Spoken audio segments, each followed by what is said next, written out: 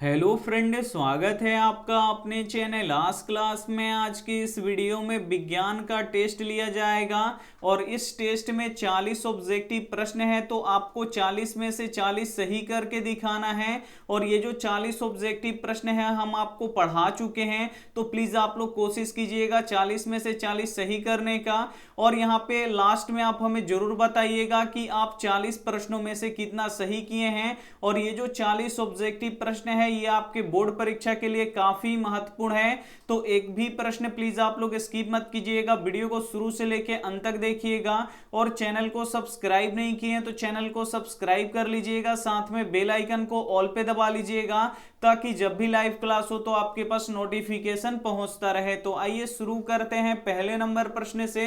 पहला नंबर प्रश्न है कि आवेश के प्रवाह के दर को क्या कहते हैं। काफी महत्वपूर्ण प्रश्न है। यहां पे आपको बताना है कि आवेश के प्रवाह के दर को क्या कहते हैं। ए ऑप्शन है विद्युत धारा, बी ऑप्शन है प्रतिरोध, सी ऑप्शन है चालक, डी ऑप्शन है नाभिक। तो यहाँ पे आपको बताना है कि आवेश के प्रवाह के दर को क्या कहते हैं। तो आवेश के प्रवाह के दर को विद्युत धारा कहते हैं, इसे आपको याद रखना है। यानी यहाँ पे ए ऑप्शन बिल्कुल ही सही हो जाएगा। और विद्युत धारा का एसआई मात्रक क्या होता है, तो एम्पियर होता है, इसे आपको याद रखना है। और एक प्रश्न ये भी पूछा जाता है कि प्रतिरोध का एसआई मात्रक क्या होता है, तो प्रतिरोध का एसआई मात्रक ओम होता है, तो ये भी साथ में आपको याद रखना है। आइए देखते हैं अगला प्रश्न, 2 नंबर प्रश्न है कि पौधों में गैसों का आदान प्रदान किससे होता है। काफी महत्वपूर्ण प्रश्न है। यहां पे आपको बताना है कि पौधों में गैसों का आदान प्रदान किससे होता है। ए ऑप्शन है जड़ से, बी ऑप्शन है रंध्र से, सी ऑप्शन है तना से, डी ऑप्शन है टहनी से। तो यहाँ पे आपको बताना है कि पौधों में गैसों का आदान प्रदान किससे होता है, तो रंध्र से होता है, इसे आपको याद रखना है। यानी यहाँ पे बी ऑप्शन बिल्कुल ही सही हो जाएगा। और रंध्र कहाँ पे पाए जाते हैं, तो पेड़ पौधों की पत्तियों में पाए जाते हैं, इसे आपको याद रखना है। आइए देखते हैं अगला प्रश्न, 3 नंबर प्रश्न है कि अम्ल स्वाद में कैसा होता है। काफी महत्वपूर्ण प्रश्न है। यहां पे आपको बताना है कि अम्ल स्वाद में कैसा होता है। ए ऑप्शन है खट्टा, बी ऑप्शन है कड़वा, सी ऑप्शन है तीखा, डी ऑप्शन है मीठा। तो यहाँ पे आपको बताना है कि अम्ल स्वाद में कैसा होता है। तो जो अम्ल होता है ये स्वाद में खट्टा होता है, इसे आपको याद रखना है। यानी यहाँ पे ए ऑप्शन बिल्कुल ही सही हो जाएगा। और जो क्षार होता है वो स्वाद में कड़वा होता है, तो ये भी साथ में आपको याद रखना है। आइए देखते हैं अगला प्रश्न, 4 नंबर प्रश्न है कि जिससे विद्युत धारा प्रवाहित होता है उसे क्या कहते हैं। काफी महत्वपूर्ण प्रश्न है। यहां पे आपको बताना है कि जिससे विद्युत धारा प्रवाहित होता है उसे क्या कहते हैं। ए ऑप्शन है चालक पदार्थ, बी ऑप्शन है विद्युत रोधी पदार्थ, सी ऑप्शन है दोनों, डी ऑप्शन है इनमें से कोई नहीं। तो यहाँ पे आपको बताना है कि जिससे विद्युत धारा प्रवाहित होता है उसे क्या कहते हैं, तो उसे चालक पदार्थ कहते हैं, इसे आपको याद रखना है। यानी यहाँ पे ए ऑप्शन बिल्कुल ही सही हो जाएगा। और विद्युत रोधी पदार्थ किसे कहते हैं, तो जिससे विद्युत धारा प्रवाहित नहीं होता है उसे विद्युत रोधी पदार्थ कहते हैं। आइए देखते हैं अगला प्रश्न, 5 नंबर प्रश्न है कि फ्लोएम किसके लिए उत्तरदायी होता है। काफी महत्वपूर्ण प्रश्न है। यहां पे आपको बताना है कि फ्लोएम किसके लिए उत्तरदायी होता है। ए ऑप्शन है जल के परिवहन के लिए, बी ऑप्शन है भोजन का परिवहन के लिए, सी ऑप्शन है अम्ल का परिवहन के लिए, डी ऑप्शन है ऑक्सीजन का परिवहन के लिए। तो यहाँ पे आपको बताना है कि फ्लोएम किसके लिए उत्तरदायी होता है। तो जो फ्लोएम होता है ये भोजन का परिवहन के लिए उत्तरदायी होता है, इसे आपको याद रखना है। यानी यहाँ पे बी ऑप्शन बिल्कुल ही सही हो जाएगा। और जो जाइलम होता है वो जल का परिवहन के लिए उत्तरदायी होता है, तो ये भी साथ में आपको याद रखना है। काफी महत्वपूर्ण 40 ऑब्जेक्टिव प्रश्न है, तो एक भी प्रश्न प्लीज आप लोग स्किप मत कीजिएगा, वीडियो को शुरू से लेके अंत तक देखिएगा। और आप लोग टेस्ट एकदम बिल्कुल शुरू से लेके अंत तक देखिए। और जितना आपका सही होता है वो आप लोग गिनते चलिए। और लास्ट में हमें कमेंट करके बताइएगा कि आपका 40 में से कितना सही हुआ, ये आप हमें लास्ट में जरूर बताइएगा, उसका हम रिप्लाई जरूर देंगे। और इसमें से जो भी प्रश्न आपको लगे कि याद नहीं है या उसका आंसर गलत हो जाए तो आप लोग प्लीज उसे नोटबुक पे लिख के याद कर लीजिएगा। आइए देखते हैं अगला प्रश्न, 6 नंबर 6 नंबर प्रश्न है कि लिटमस पत्र किससे प्राप्त होता है, काफी महत्वपूर्ण प्रश्न है और ये सभी प्रश्न हम आपको पढ़ा चुके हैं कि लिटमस पत्र किससे प्राप्त होता है। ए ऑप्शन है जूट से, बी ऑप्शन है शीशम से, सी ऑप्शन है लाइकेन से, डी ऑप्शन है बरगद से। तो जो लिटमस पत्र होता है ये लाइकेन से प्राप्त होता है, इसे आपको याद रखना है, यानी यहाँ पे सी ऑप्शन बिल्कुल ही सही हो जाएगा। और लिटमस पत्र क्या होता है, तो लिटमस पत्र से हम अम्ल और क्षार का पता लगाते हैं, तो ये भी साथ में आपको याद रखना है। आइए देखते हैं अगला प्रश्न 7 नंबर प्रश्न है कि न्यूट्रॉन पर कौन सा आवेश होता है, काफी महत्वपूर्ण प्रश्न है।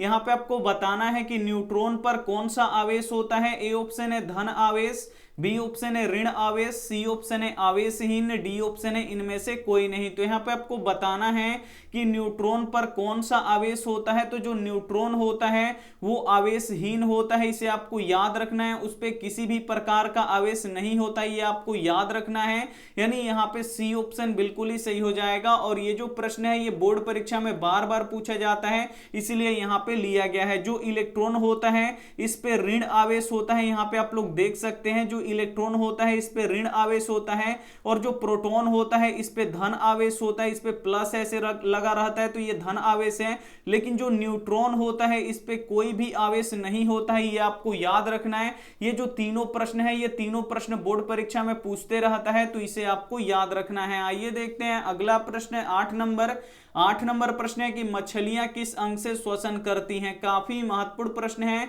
यहां पे आपको बताना है कि मछलियां किस अंग से श्वसन करती हैं। ए ऑप्शन है फेफड़ों से, बी ऑप्शन है ट्रैकिया से, सी ऑप्शन है कोशिका झिल्ली से, डी ऑप्शन है गिल्स से। तो यहां पे आपको बताना है कि मछलियां किस अंग से श्वसन करती हैं, ये भी प्रश्न बोर्ड परीक्षा में बहुत बार पूछा गया है। तो जो मछलियां हैं ये गिल्स से श्वसन करती हैं, इसे आपको याद रखना है, यानी यहाँ पे डी ऑप्शन बिल्कुल ही सही हो जाएगा। गिल्स का अर्थ होता है गलफड़ा। जो मछलियां होती हैं वो अपने गलफड़े से श्वसन करती हैं, और जो मनुष्य होते हैं वो फेफड़े से श्वसन करते हैं, तो ये भी साथ में आपको याद रखना है। आइए देखते हैं अगला प्रश्न 9 नंबर प्रश्न है कि कौन नीले लिटमस पत्र को लाल कर देता है, काफी महत्वपूर्ण प्रश्न है। यहां पे आपको बताना है कि कौन नीले लिटमस पत्र को लाल कर देता है। ए ऑप्शन है अम्ल, बी ऑप्शन है क्षार, सी ऑप्शन है दोनों, डी ऑप्शन है इनमें से कोई नहीं। तो यहां पे आपको बताना है कि कौन नीले लिटमस पत्र को लाल कर देता है। तो जो अम्ल होता है ये क्या करता है कि ये नीले लिटमस पत्र को लाल कर देता है, यानी यहाँ पे ए ऑप्शन बिल्कुल ही सही हो जाएगा। लेकिन जो क्षार होता है ये क्या करता है, ये क्या करता है कि जो लाल लिटमस पत्र होता है उसे नीला कर देता है। तो ये दोनों ही प्रश्न पूछे जाते हैं, तो इसे आपको याद रखना है। आइए देखते हैं अगला प्रश्न 10 नंबर प्रश्न है कि विद्युत बल्ब का तंतु बना होता है, काफी महत्वपूर्ण प्रश्न है। और यह भी प्रश्न बोर्ड परीक्षा में बहुत बार पूछा गया है कि जो विद्युत बल्ब का जो तंतु होता है जिसे हम फिलामेंट भी बोलते हैं वो किसका बना होता है। ए ऑप्शन है टंगस्टन का, बी ऑप्शन है लोहा का, सी ऑप्शन है एल्यूमिनियम का, डी ऑप्शन है तांबा का। तो यहां पे आपको बताना है कि विद्युत बल्ब का जो तंतु होता है, जो फिलामेंट होता है, ये बना होता है, तो किसका बना होता है, तो ये टंगस्टन का बना होता है, इसे आपको याद रखना है। यानी यहाँ पे ए ऑप्शन बिल्कुल ही सही हो जाएगा। और विद्युत बल्ब के अंदर कौन सी गैस भरी जाती है, ये प्रश्न बार बार बोर्ड परीक्षा में पूछा जाता है कि जो विद्युत बल्ब होता है उसके अंदर कौन सा गैस भरा जाता है, तो निष्क्रिय गैस भरा जाता है, ये भी साथ में आपको याद रखना है। आइए देखते हैं अगला प्रश्न 11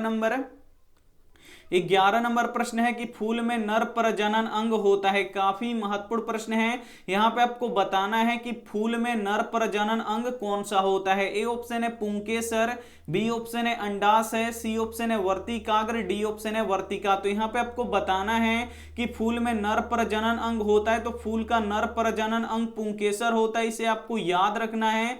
यानी यहाँ पे ए ऑप्शन बिल्कुल ही सही हो जाएगा। काफी महत्वपूर्ण 40 ऑब्जेक्टिव प्रश्न है, तो प्लीज आप लोग शुरू से लेके अंत तक टेस्ट दीजिए। टेस्ट देने से ये पता चलता है कि आपकी तैयारी कितनी हुई है, कितनी अभी बाकी है। तो अगर आपका गलत भी हो रहा है तो प्लीज आप लोग टेस्ट दीजिए, और लास्ट में आपका जितना भी आए आप हमें जरूर बताइएगा, हम आपके कमेंट का रिप्लाई जरूर देंगे। आइए देखते हैं अगला प्रश्न 12 नंबर, और 12 नंबर भी प्रश्न काफी महत्वपूर्ण है कि शुद्ध जल का पीएच मान कितना होता है, काफी महत्वपूर्ण प्रश्न है। यहां पे आपको बताना है कि शुद्ध जल का पीएच मान कितना होता है। ए ऑप्शन है 7, बी ऑप्शन है 6, सी ऑप्शन है 5, डी ऑप्शन है 4। तो शुद्ध जल का पीएच मान कितना होता है? तो शुद्ध जल का पीएच मान 7 होता है, इसे आपको याद रखना है, यानी यहाँ पे ए ऑप्शन बिल्कुल ही सही हो जाएगा। आइए देखते हैं अगला प्रश्न 13 नंबर।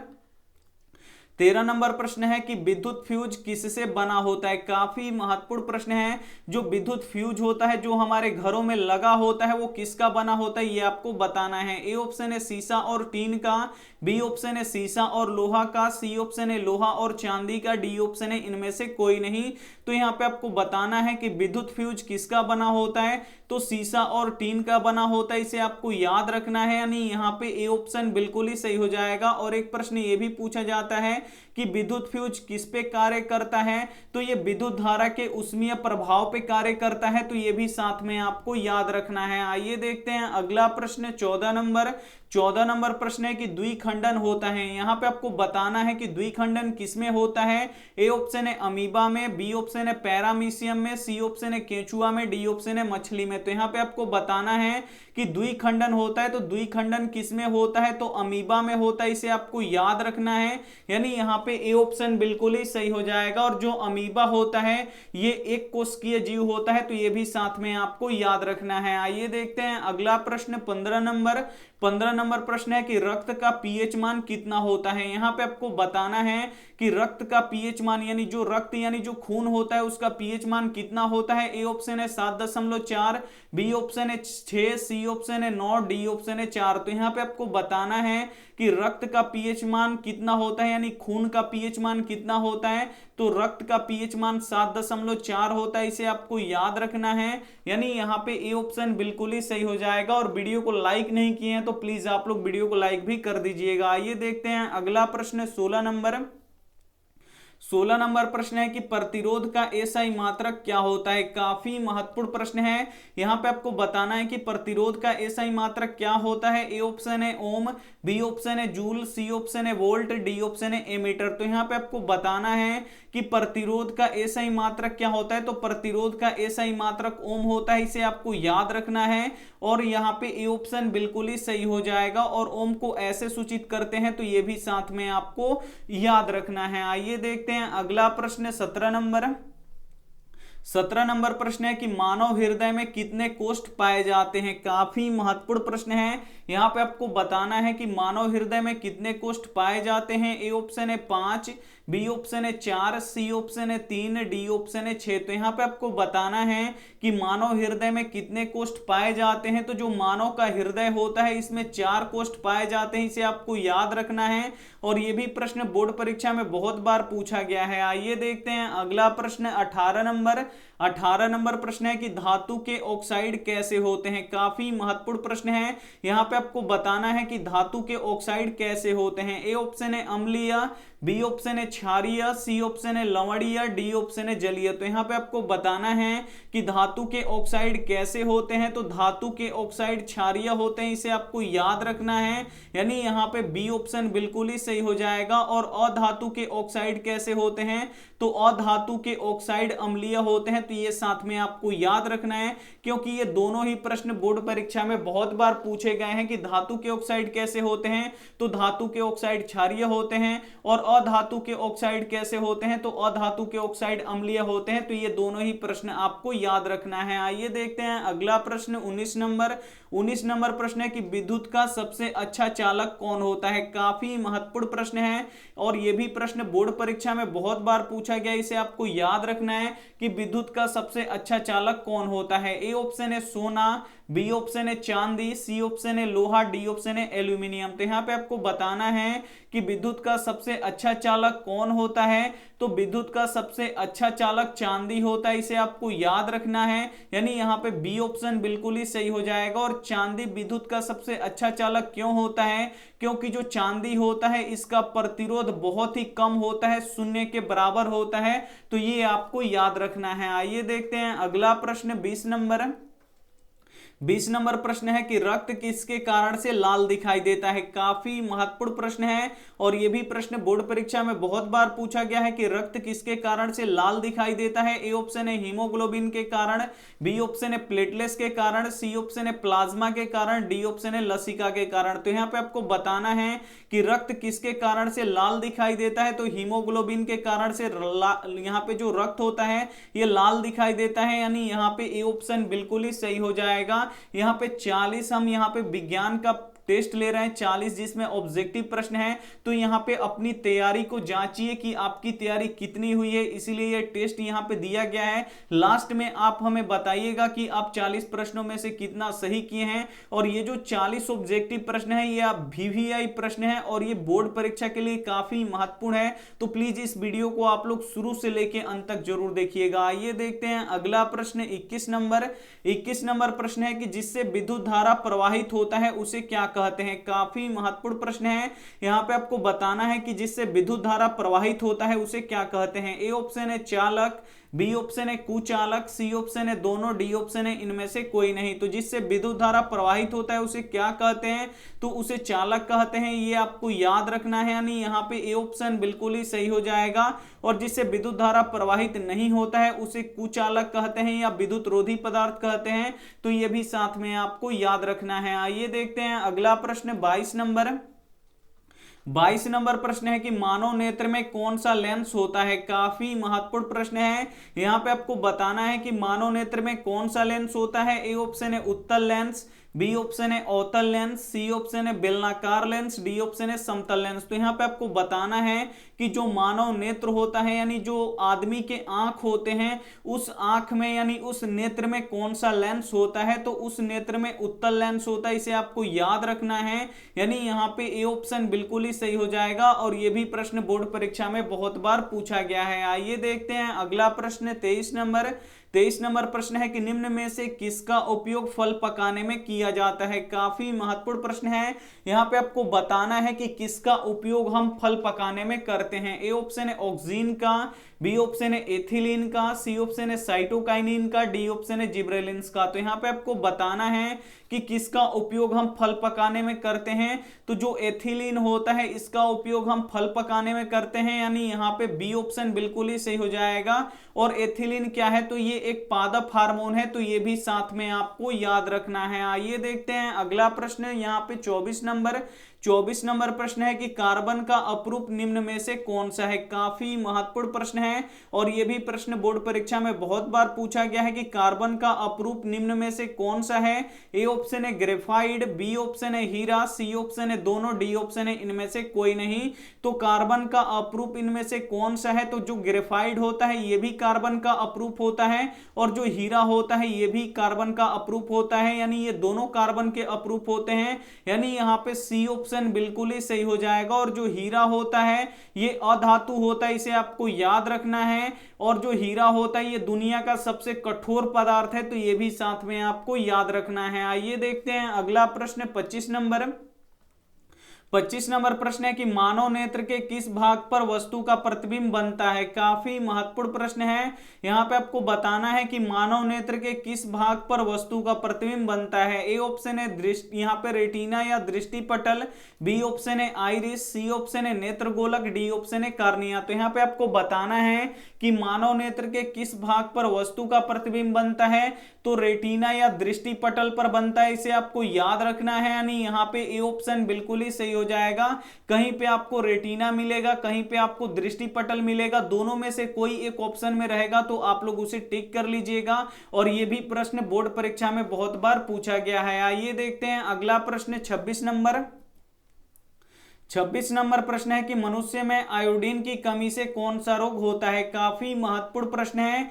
यहां पे आपको बताना है कि मनुष्यों में आयोडीन की कमी से कौन सा रोग होता है। ए ऑप्शन है रतौंधी, बी ऑप्शन है स्कर्वी, सी ऑप्शन है रेबीज, डी ऑप्शन है घेंघा। तो यहाँ पे आपको बताना है कि मनुष्यों में जब आयोडीन की कमी हो जाती है तो कौन सा रोग होता है। तो मनुष्यों में जब आयोडीन की कमी हो जाती है तो घेंघा रोग होता है, इसे आपको याद रखना है। यानी यहाँ पे डी ऑप्शन ऑप्शन बिल्कुल ही सही हो जाएगा। जिनका गर्दन क्या हो जाता है, फूल जाता है, वही घेंघा रोग होता है। और रतौंधी किस विटामिन के कमी से होता है, तो विटामिन ए की कमी से रतौंधी होता है, ये आपको याद रखना है। और स्कर्वी कब होता है, तो जब शरीर में विटामिन सी की कमी हो जाता है तब स्कर्वी हो जाता है। और जब किसी को कुत्ता काट लेता है तो क्या हो जाता है, रेबीज हो जाता है। तो ये भी साथ में आपको याद रखना है। आइए देखते हैं अगला प्रश्न 27 नंबर। 27 नंबर प्रश्न है कि 1 ग्राम सोने से कितना लंबा तार बनाया जा सकता है। काफी महत्वपूर्ण प्रश्न है। यहां पे आपको बताना है कि 1 ग्राम सोना से कितना लंबा तार बनाया जा सकता है। ए ऑप्शन है 1 किलोमीटर, बी ऑप्शन है 2 किलोमीटर, सी ऑप्शन है 3 किलोमीटर, डी ऑप्शन है 4 किलोमीटर। तो यहां पे आपको बताना है कि 1 ग्राम सोना से कितना लंबा तार बनाया जा सकता है। तो 2 किलोमीटर लंबा तार बनाया जा सकता है, इसे आपको याद रखना है। यानी यहां पे बी ऑप्शन बिल्कुल ही सही हो जाएगा। और यहां पे एक प्रश्न और पूछता है कि दुनिया का सबसे अधिक तन्य पदार्थ कौन सा है। तो जो सोना होता है ये दुनिया का सबसे अधिक तन्य होता है। इसके 1 ग्राम सोना से, यानी बहुत ही कम सोना से 2 किलोमीटर लंबा तार यहां से निकाला जा सकता है। पतला लंबा तार यहां से निकाला जा सकता है। 1 ग्राम सोना से 2 किलोमीटर लंबा तार, इससे आप लोग अंदाजा लगा सकते हैं कि जो सोना है वो कितना अधिक तन्य है। आइए देखते हैं अगला प्रश्न 28 नंबर। 28 नंबर प्रश्न है कि स्पष्ट देखने की न्यूनतम दूरी कितनी होती है। काफी महत्वपूर्ण प्रश्न है। यहां पे आपको बताना है कि स्पष्ट देखने की न्यूनतम दूरी कितनी होती है। ए ऑप्शन है 25, यहां पे 30 सेंटीमीटर, बी ऑप्शन है 25 सेंटीमीटर, सी ऑप्शन है 12 सेंटीमीटर, डी ऑप्शन है अनंत। तो यहां पे आपको बताना है कि स्पष्ट देखने की न्यूनतम दूरी कितनी होती है। तो स्पष्ट देखने की न्यूनतम दूरी 25 सेंटीमीटर होता है, इसे आपको याद रखना है। यानी यहां पे बी ऑप्शन बिल्कुल ही सही हो जाएगा। और एक प्रश्न ये भी पूछता है कि स्पष्ट देखने की दूर बिंदु कितना होता है। तो स्पष्ट देखने की दूर बिंदु अनंत होता है, इसे आपको याद रखना है। हम अपनी आंखों से सूर्य को देख लेते हैं, लेकिन जो सूर्य है ये अनंत में है, यानी ये पृथ्वी से बहुत ही ज्यादा दूर है। ये अनंत में है लेकिन हम सूर्य को देख सकते हैं। तो यहाँ पे 2 प्रकार के प्रश्न पूछे जाते हैं। एक तो प्रश्न पूछा जाता है कि स्पष्ट देखने की न्यूनतम दूरी कितनी होती है, यानी नजदीकी बिंदु कितना होता है, तो 25 सेंटीमीटर होता है। और दूर बिंदु कितना होता है, तो अनंत होता है। ये आपको याद रखना है। आइए देखते हैं अगला प्रश्न 29 नंबर। 29 नंबर प्रश्न है कि भोजन का पाचन किस प्रकार की अभिक्रिया है। काफी महत्वपूर्ण प्रश्न है। यहां पे आपको बताना है कि भोजन का पाचन किस प्रकार की अभिक्रिया है। ए ऑप्शन है उपचयन, बी ऑप्शन है संयोजन, सी ऑप्शन है अपचयन, डी ऑप्शन है विस्थापन। तो यहां पे आपको बताना है कि भोजन का पचना किस प्रकार की अभिक्रिया है। तो उपचयन है, इसे आपको याद रखना है। यानी यहां पे ए ऑप्शन बिल्कुल ही सही हो जाएगा। और उपचयन की क्रिया में ऑक्सीजन का योग होता है, यानी ऑक्सीजन जुटता है। तो ये भी साथ में आपको याद रखना है। आइए देखते हैं अगला प्रश्न 30 नंबर। 30 नंबर प्रश्न है कि हेमेटाइट किस धातु का अयस्क है। काफी महत्वपूर्ण प्रश्न है। और यह भी प्रश्न बोर्ड परीक्षा में बहुत बार पूछा गया है कि हेमेटाइट किस धातु का अयस्क है। ए ऑप्शन है लोहा का, बी ऑप्शन है जिंक का, सी ऑप्शन है कॉपर का, डी ऑप्शन है सोडियम का। तो यहां पे आपको बताना है कि हेमेटाइट किस धातु का अयस्क है। तो लोहा का है, इसे आपको याद रखना है। यानी यहां पे ए ऑप्शन बिल्कुल ही सही हो जाएगा। और एक प्रश्न ये भी पूछता है कि मैग्नेटाइट किस धातु का अयस्क है। तो मैग्नेटाइट भी लोहा का ही अयस्क होता है। तो ये भी साथ में आपको याद रखना है। आइए देखते हैं अगला प्रश्न 31 नंबर। 31 नंबर प्रश्न है कि किस रंग का तरंगदैर्ध्य सबसे कम होता है। काफी महत्वपूर्ण प्रश्न है। यहां पे आपको बताना है कि किस रंग का तरंगदैर्ध्य सबसे कम होता है। ए ऑप्शन है लाल रंग का, बी ऑप्शन है हरा रंग का, सी ऑप्शन है ब्लू रंग का, डी ऑप्शन है बैंगनी रंग का। तो यहां पे आपको बताना है कि किस रंग का तरंगदैर्ध्य सबसे कम होता है। तो जो बैंगनी रंग होता है इसका तरंगदैर्ध्य सबसे कम होता है। यानी यहां पे डी ऑप्शन बिल्कुल ही सही हो जाएगा। जो बैंगनी रंग होता है इसका तरंगदैर्ध्य सबसे कम होता है। और जो लाल रंग होता है इसका तरंगदैर्ध्य सबसे अधिक होता है। तो ये भी साथ में आपको याद रखना है। इसीलिए यहां पे देखिए बैंगनी रंग का तरंगदैर्ध्य कम होता है तो इसका झुकाव सबसे अधिक होता है। और लाल रंग का तरंगदैर्ध्य कम होता है तो इसका झुकाव यहां पे कम होता है। तो ये भी साथ में आपको याद रखना है। आइए देखते हैं अगला प्रश्न यहां पे 32 नंबर।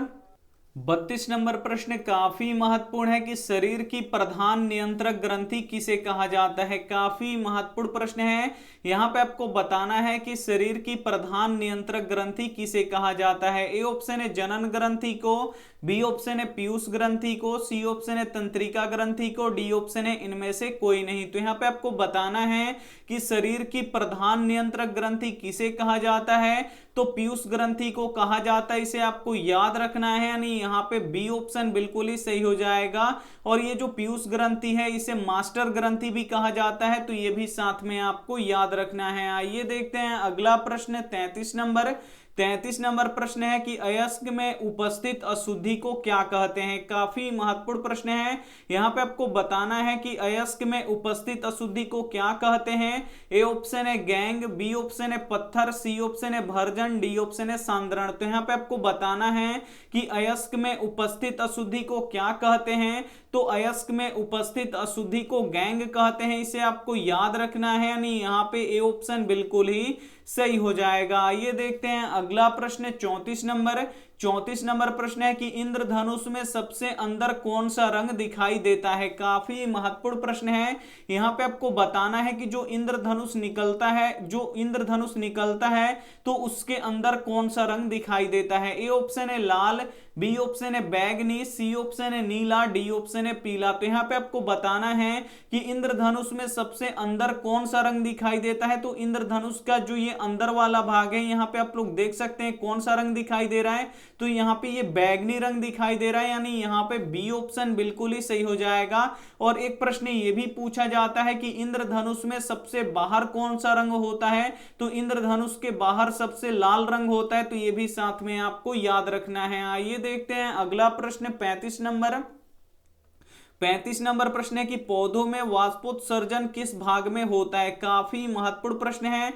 यहां पे आपको बताना है कि पौधों में वाष्पोत्सर्जन किस भाग में होता है। ए ऑप्शन है जड़ में, बी ऑप्शन है तना में, सी ऑप्शन है पत्ती में, डी ऑप्शन है फूल में। तो यहां पे आपको बताना है कि पौधों में वाष्पोत्सर्जन किस भाग में होता है, तो पत्तियों में होता है। इसे आपको याद रखना है, यानी यहाँ पे सी ऑप्शन बिल्कुल ही सही हो जाएगा। और एक प्रश्न ये भी पूछा जाता है कि जो पेड़ पौधों की पत्तियां होती हैं वो हरी दिखाई देती हैं, तो ये हरी किस कारण से दिखाई देती हैं, तो ये हरी इसलिए दिखाई जाती है क्योंकि जो पेड़ पौधों की पत्तियां होती हैं इसमें क्लोरोफिल पाया जाता है, और क्लोरोफिल के कारण ही जो पेड़ पौधे की पत्तियां होती हैं वो हरी दिखाई देती हैं। ये भी साथ में आपको याद रखना है। आइए देखते हैं अगला प्रश्न 36 नंबर कि शुद्ध सोना कितने कैरेट का होता है। काफी महत्वपूर्ण प्रश्न है। यहां पे आपको बताना है कि शुद्ध सोना कितने कैरेट का होता है। ए ऑप्शन है 24 कैरेट का, बी ऑप्शन है 22 कैरेट का, सी ऑप्शन है 20 कैरेट का, डी ऑप्शन है 18 कैरेट का। तो यहां पे आपको बताना है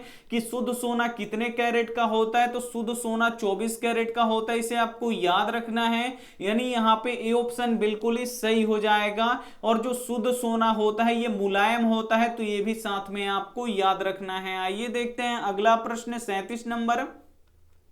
37 नंबर प्रश्न है कि चुंबक के कितने ध्रुव होते हैं। काफी महत्वपूर्ण प्रश्न है। यहां पे आपको बताना है कि चुंबक के कितने ध्रुव होते हैं। ए ऑप्शन है 2, बी ऑप्शन है 3, सी ऑप्शन है 4, डी ऑप्शन है 5। तो यहां पे आपको बताना है कि चुंबक के कितने ध्रुव होते हैं, तो चुंबक के 2 ध्रुव होते हैं। इसे आपको याद रखना है, यानी यहाँ पे ए ऑप्शन बिल्कुल ही सही हो जाएगा। एक होता है उत्तरी ध्रुव और एक होता है दक्षिणी ध्रुव। आइए देखते हैं अगला प्रश्न 38 नंबर। 38 नंबर प्रश्न है कि फास्फोरस को रखा जाता है। काफी महत्वपूर्ण प्रश्न है। जो फास्फोरस होता है ये अधिक ज्वलनशील होता है, इसीलिए फास्फोरस को हम कहां पे रखते हैं ये आपको बताना है। ए ऑप्शन है किरोसिन तेल में डुबा के, बी ऑप्शन है पानी में डुबा के, सी ऑप्शन है दूध में डुबा के, डी ऑप्शन है इनमें से कोई नहीं। तो यहां पे आपको बताना है कि फास्फोरस को कहां पे रखा जाता है, तो पानी में डुबा के रखा जाता है। इसे आपको याद रखना है, यानी यहां पे बी ऑप्शन बिल्कुल ही सही हो जाएगा। और जो सोडियम होता है जो सबसे अधिक ज्वलनशील होता है उसको कहां पे रखा जाता है, तो सोडियम को किरोसिन तेल में डुबा के रखा जाता है। लेकिन जो फास्फोरस होता है इसको कहां पे रखा जाता है, तो पानी में डुबा के रखा जाता है। तो दोनों ही प्रश्न आपको याद रखना है। आइए देखते हैं अगला प्रश्न 39 नंबर कि हार्मोन स्रावित होता है। यहां पे आपको बताना है कि हार्मोन कहां से स्रावित होता है। ए ऑप्शन है अंतःस्रावी ग्रंथि से, बी ऑप्शन है नलिका से, सी ऑप्शन है मुंह से, डी ऑप्शन है इनमें से कोई नहीं। तो यहां पे आपको बताना है हैं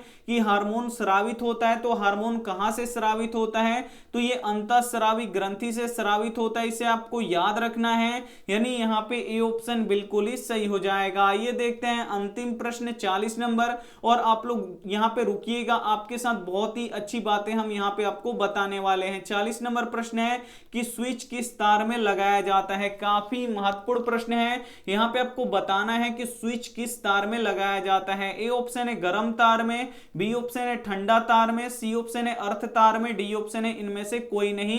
तो स्विच किस तार में लगाया जाता है, तो स्विच गर्म तार में लगाया जाता है, इसे आपको याद रखना है। यानी यहाँ पे ए ऑप्शन बिल्कुल ही सही हो जाएगा। और एक प्रश्न ये भी पूछा जाता है कि गर्म तार का रंग कैसा होता है, तो लाल होता है, ये भी साथ में आपको याद रखना है। हम यहाँ पे आपको 40 ऑब्जेक्टिव प्रश्न का टेस्ट ले चुके हैं, और ये 40 ऑब्जेक्टिव प्रश्न हम आपको पढ़ा चुके हैं। तो आप अब हमें कमेंट करके बताइए कि आपका कितना सही हुआ, और लास्ट में हम इस कमेंट का यहाँ पे रिप्लाई देंगे। तो प्लीज आप लोग फटाफट, हम यहाँ पे देख रहे हैं, आप लोग बता दीजिए कि आपका 40 में से कितना सही हुआ।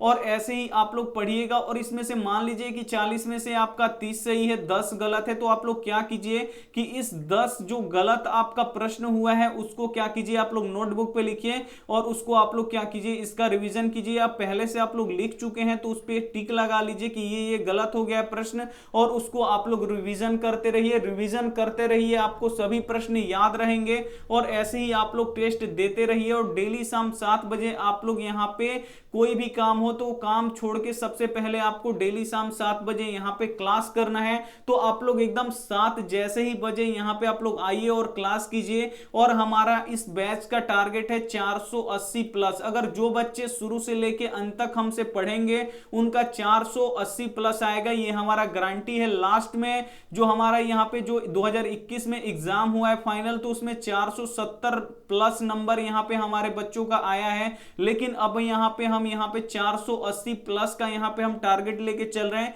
कि कोई हमारा एक स्टूडेंट टॉप 10 में हो। कहां पे हो, टॉप 10 में, यानी पूरे बिहार में उसका 10 के अंदर उसका नाम हो। ये हम यहाँ पे टारगेट लेके पढ़ा रहे हैं। तो ये टारगेट कब पूरा होगा, जब तक आप लोग यहाँ पे टाइम से आप लोग नहीं पढ़िएगा, टाइम से आप लोग रिवीजन नहीं कीजिएगा, टाइम से आप लोग सब चीज करना है, तभी आपका यहाँ पे टॉप 10 में नाम आ पाएगा। तो टॉप 10 में हम लाएंगे, ये हमारा गारंटी है। बस आपको जैसे बोला जाता है वैसे आप लोग पढ़ते रहिए और डेली क्लास कीजिए। और एक साल आप लोग यहाँ पे, टाइम तो यहाँ पे बहुत निकल गया, लेकिन जितना टाइम यहाँ पे बचा है, यहाँ पे शुरू से सब्जेक्टिव और ऑब्जेक्टिव का भी तैयारी चल रहा है। तो बिल्कुल आप लोग टाइम से जुड़िए, क्लास कीजिए, और आपका 100% हम गारंटी लेते हैं कि टॉप 10 में आपका नाम यहाँ पे आएगा, अगर आप लोग बढ़िया से पढ़ेंगे।